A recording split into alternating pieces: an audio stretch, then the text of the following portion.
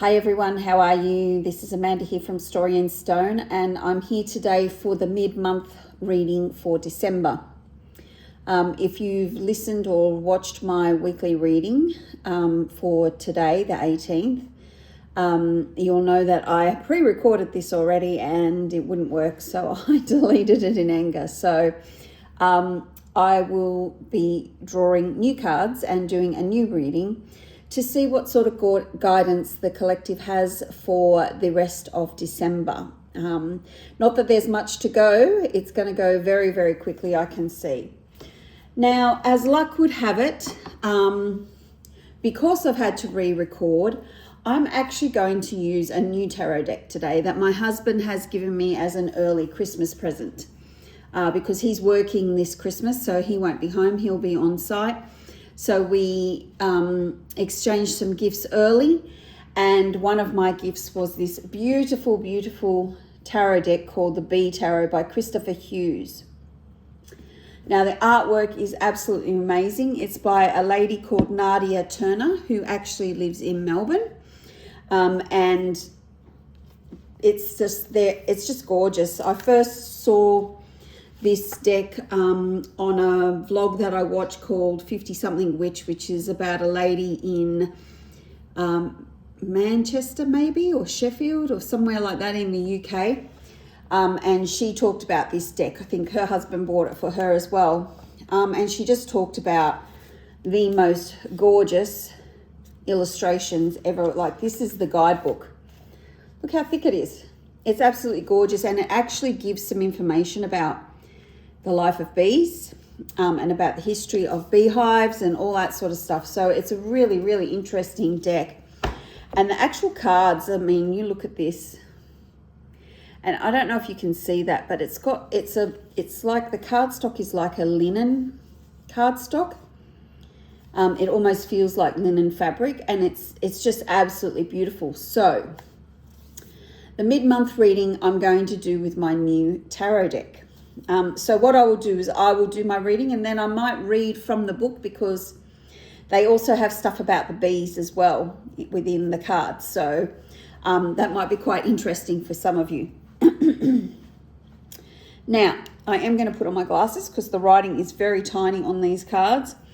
And some of the cards, they have changed the name of them, mostly for the major arcana cards. There's a couple that have been changed to be more in line with a bee, the journey of the beekeeper and a bee's life. And they've also changed the cup suit to jars. Obviously very similar. They both hold stuff, so not too hard to get your head around. So today I've already drawn the cards out, and we have two major arcanas. So we have the honeymoon, which actually is the Lover's card. We have the Six of Pentacles. And we have another major arcana card, the Moon. So as you can see, these cards are just absolutely gorgeous.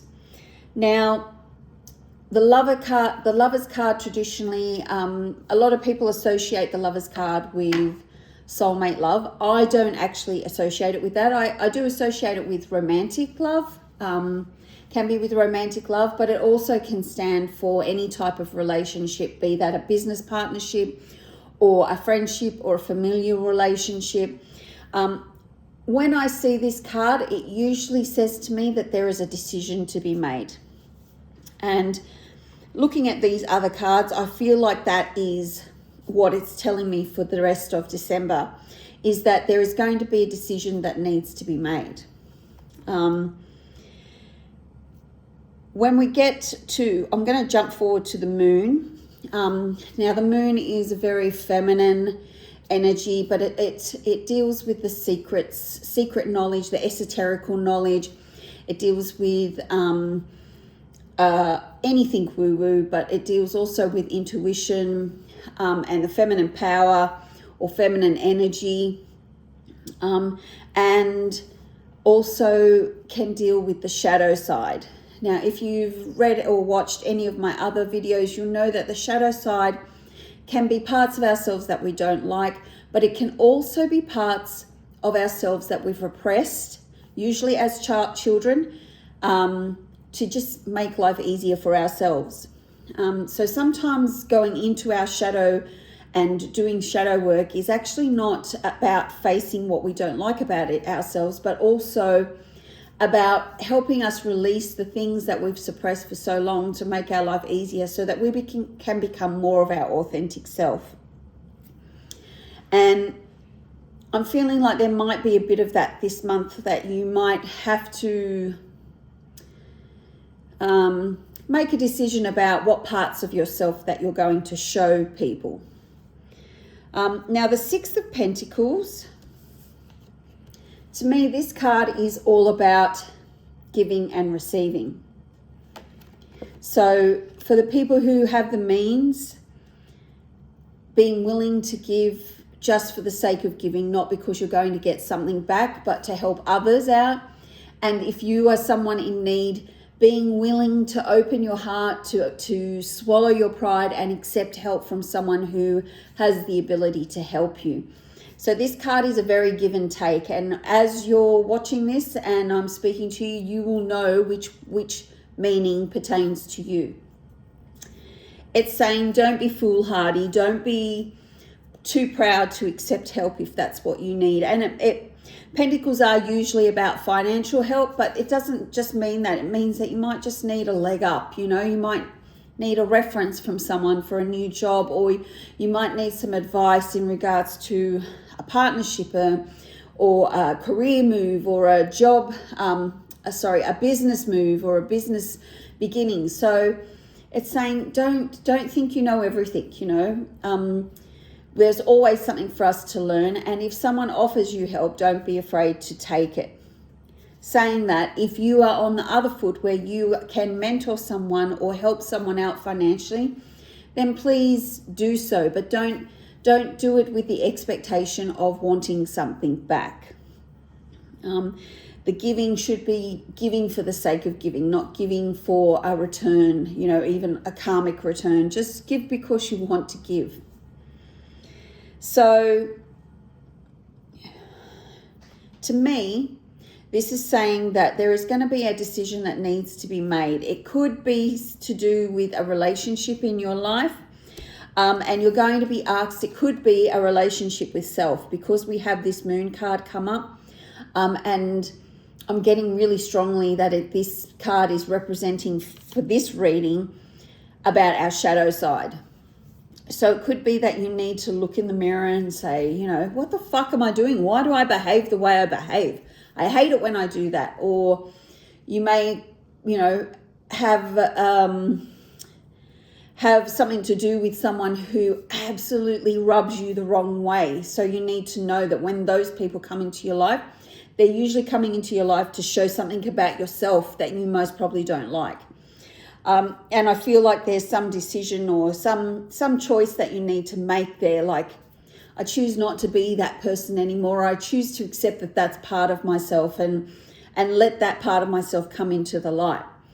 Now, the Six of Pentacles, even though it's a give and take card, and yes, it could be, don't forget to give to those less fortunate than ours, especially at this time of year when people are really scrambling to try and make Christmas special for their kids and are really struggling. I heard on the radio the other day something about that a lot of people will, they will forego healthcare products like prescriptions and medication to pay for Christmas. Now, what the fuck is happening in our world when people have to not buy their prescription medication so that they can enjoy Christmas? What the fuck is wrong with this world? Don't get me started. That's a whole nother video. But anyway, so this is, I feel like even though this is saying, yes, be charitable, especially at this time of the year when people are really struggling, I feel like this give and take is more an internal give and take because of the two cards that are flanking it. And I feel like this is going to be quite a pivotal moment in your life. It's going to be quite quite a milestone that you will think back to and think that's when my life started to change, when I made that decision to do whatever it is that you need to do. So, okay, I can see that we're getting up to 10 minutes. I don't want this too long.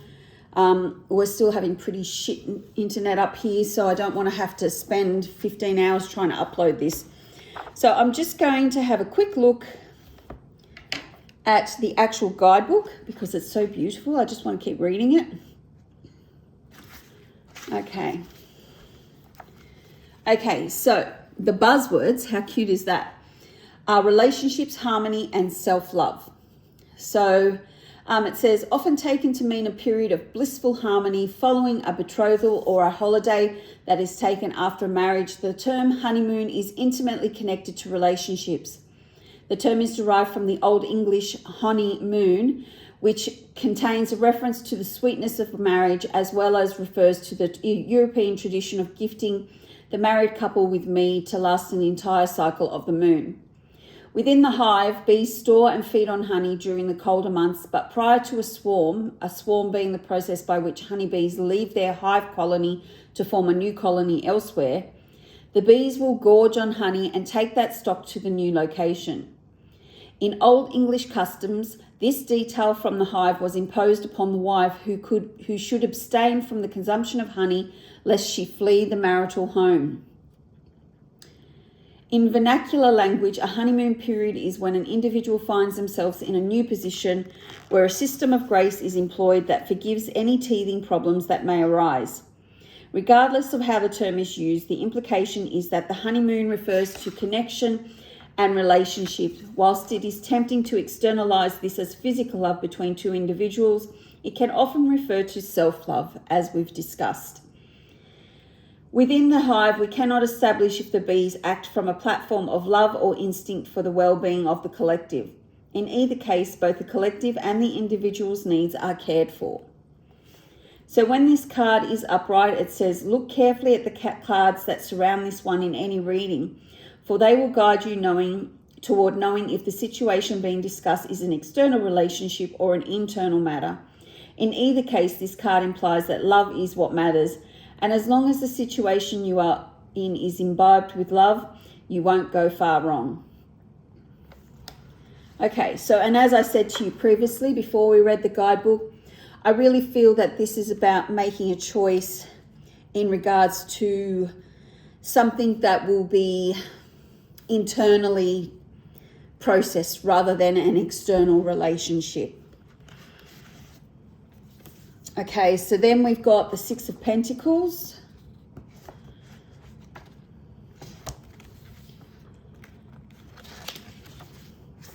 And the buzzwords are hierarchy, generosity, and receiving.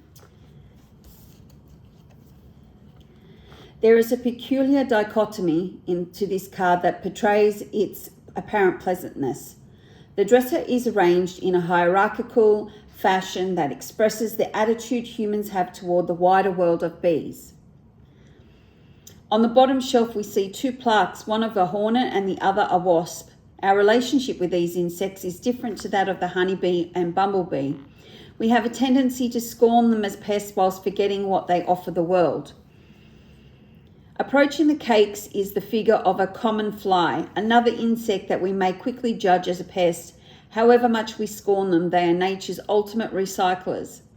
On the second shelf, we see safety and pleasure, and the pleasure we glean from the tamer members of the insect world, the honeybee and the bumblebee. Notice the hierarchy here. The plaques on either side of the central pentacle are the worker bee to the left and the drone to the right, and above them is the queen bee. This forms a triangle of hierarchy that we see within the hive. On the jar to the right, a bumblebee reminds us of gentility and humbleness. Surrounding these items are objects that express the gifts that we take from the bee queendom: candles, honey, mead, and nutrition and nourishment of all sorts. This card serves to draw our attention to the generosity afforded to us in our lives and where those gifts come from. We may not fully appreciate the gifts given, just as we may not fully appreciate all members of the bee queendom, but they are there, working away tirelessly for the greater good. So upright, this card is What is the greater good in the situation at hand, and what are the hierarchical structures that play out within it, and how do they impact you and others? We may loathe and despise hierarchy, but it exists on all levels of our lives.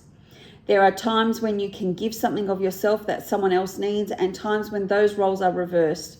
This card asks you to be mindful of hierarchical forces that may influence the issue at hand and what your role within them is. And then lastly, we have the moon.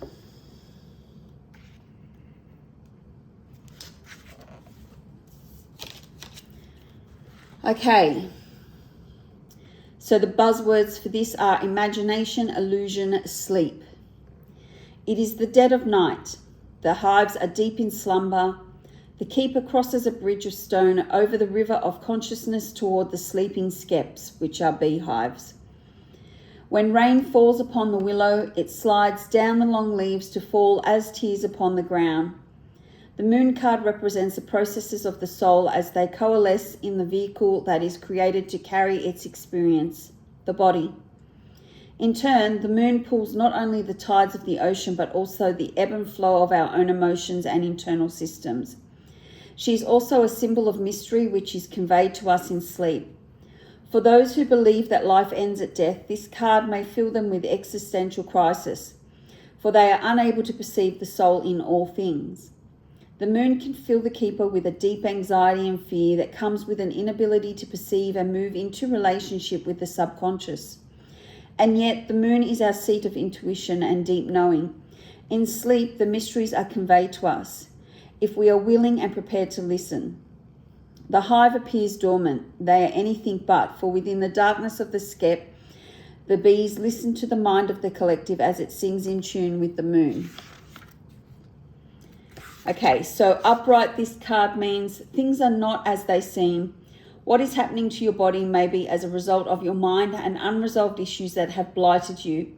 If your sleep is disturbed, pay close attention to your dreams and what they may reveal. If situations around you are uncertain or confusing, trust your intuition rather than your rationale.